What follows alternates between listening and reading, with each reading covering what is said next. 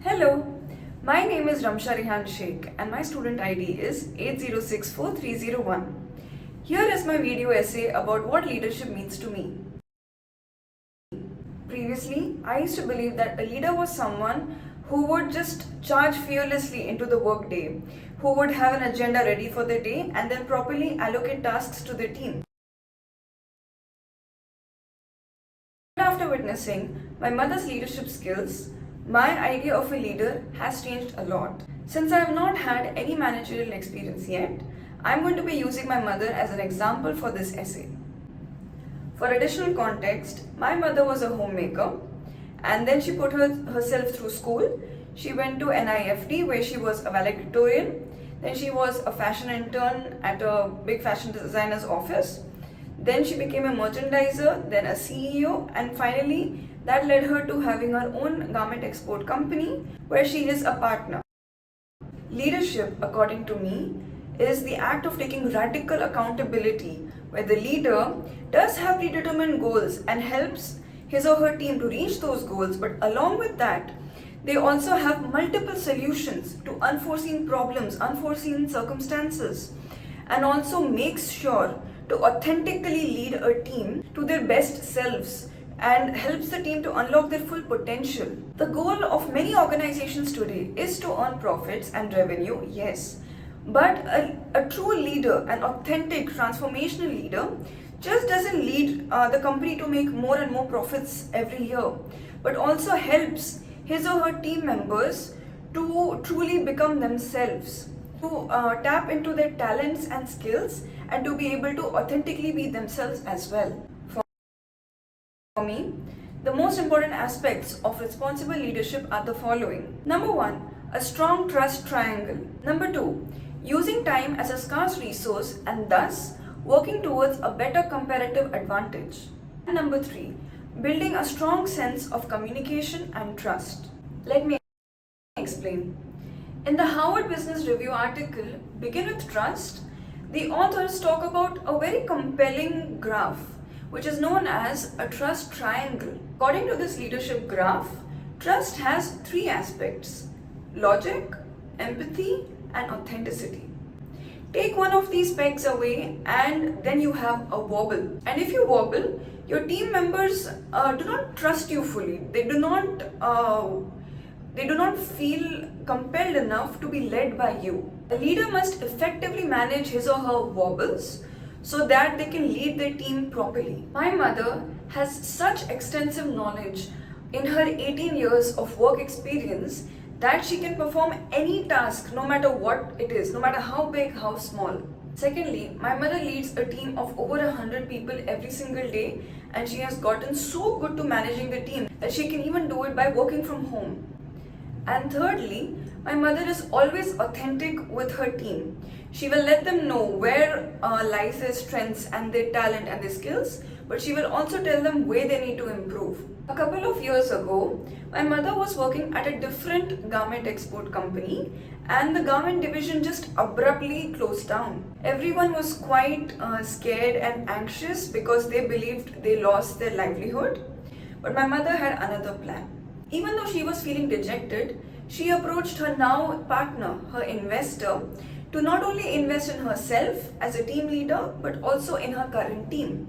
And to this day, even 5-6 years from now, her teammates are very loyal to her. To this example, we can see my mother effectively using the trust triangle. Number one, she convinced the investor that she and her team are a valuable investment through logic and statistics, and she delivered. Number two, she understood the plight. She had empathy for her team who were afraid that they lost their job, who were afraid they lost their livelihood. And number three, she used her authentic self to motivate her team members to join her to working at a new company and then led them to properly work even better than before. Number two, considering time as a scarce resource and thus using better comparative advantage. In the HBR article, A New Model for Ethical Leadership, Max Bezeman talks about the idea of comparative advantage and considers it to be a guide for ethical behavior. According to Investopedia, competitive advantage is defined as the ability of an economy to produce a given good or service in a more efficient and economically competitive manner than its peers. But Max Bazerman believes a competitive advantage leads to generating more value. But how can one generate value? Well, they can do so by considering time as a finite resource, a scarce resource. In turn, this will lead the team leader to properly delegating the tasks to his or her team and also generating more value for the company. A few years ago, scrunchies, the hair tying accessory, blew up everywhere, especially in India, where a lot of small businesses would pop up solely to sell this hair tying accessory. Customers went gaga over this. But in Scandinavia, where my mother exports garments to, we weren't sure. She wasn't sure that they would be excited for this. Nonetheless, my mother decided to capitalize on this trend. She realized that there were only a few days left for the client meeting and they didn't have excess fabric to make the scrunchies with, nor did they have the packaging. So what did she do? She realized that after cutting silhouette from fabrics, there had a lot of excess fabric left over. So she instructed her tailors to make the scrunchies out of the excess fabric. Not only that, she also told her print designers to create simple but custom packaging for her customer. Within days, they made the scrunchies ready for their customer. And once the product reached their customer and when they had the meeting, the Scandinavian buyers were absolutely impressed. They loved the scrunchies so much because they realized that this excess fabric wasn't going to be thrown into landfills anymore. It was being utilized. Not only that, everybody's time and energy was also properly utilized. And that is because the client loved the product so much that they gave them orders worth lakhs of rupees immediately. And so, although everyone was quite busy with the impending meeting, they used their time in such a way that they got creative and that they were excited. The team was excited to create something new and they wanted to see if their idea would actually lead to more revenue. And it worked. And number 3, building a strong sense of communication and trust. In communication and trust are the key. The authors talk about transformational leadership, a type of leadership that helps the team to truly realize their full potential.